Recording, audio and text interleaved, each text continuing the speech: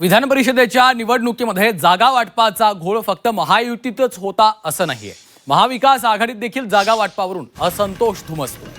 नांदेडची विधान परिषदेची जागा महाविकास आघाडीमध्ये आयत्या वेळी शिवसेना युबीटीला सोडण्यात आली। यावरून नांदेड काँग्रेसमध्ये मोठी नाराजी निर्माण झाली। काँग्रेसने निवडणूक जाहीर झाल्याच्या नंतर रामदास पाटील सुमठाणकर यांना उमेदवारी दिली, पण माघारीच्या दिवशी कृष्णा आष्टीकरांना पाठिंबा जाहीर करून रामदास पाटील सुमठाणकर यांना अर्ज मागे घ्यायला लावला। काँग्रेसजवळ 125 मतं असताना अवघी 13 मतं असलेल्या शिवसेना युबीटीला जागा का सोडली असा सवाल काँग्रेसचे नेते व्यक्त करतायत। काँग्रेसच्या माघारीचा निर्णय मुंबईत झाल्याचं सांगून हतबलता व्यक्त केली जाते।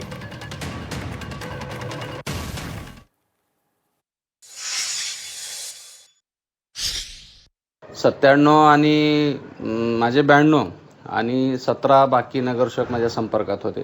साधारणतः 125 मताची बेरीज माझ्याकडे जुळत असताना केवळ 13 जागा ज्यांच्या पक्षाच्या आहेत त्यांना ती जागा गेल्यामुळं ती का गेली आणि कशासाठी अचानक असा टर्न झाला।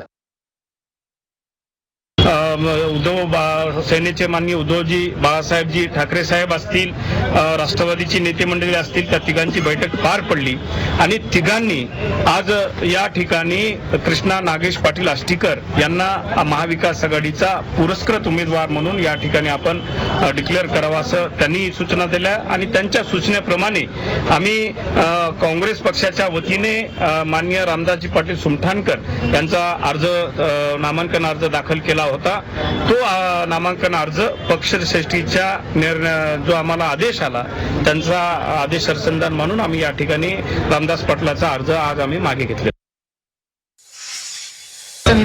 ठीक आहे, ते पक्षश्रेष्ठी ठरवत असते। आज आपण इथं त्याला हे करण्यात अर्थ नाही। आम्ही आमच्या आपसामध्ये समन्वय केलं आणि खूप मोठ्या अंतःकरणाने रामदास पाटलांनी सुद्धा ते मान्य केलं। माननीय खासदार साहेबांच्या मध्यस्थीनं, रवींद्र चव्हाण साहेबांच्या मध्यस्थीनं हे सगळ्या गोष्टी होऊ शकल्या आणि महाविकास आघाडीमध्ये सर्वच घटक आम्ही महत्त्वाचे ठरतो। त्यामुळं सर्वच महाविकास आघाडीच्या वतीनं हे सगळा निर्णय आम्ही आता घेतला।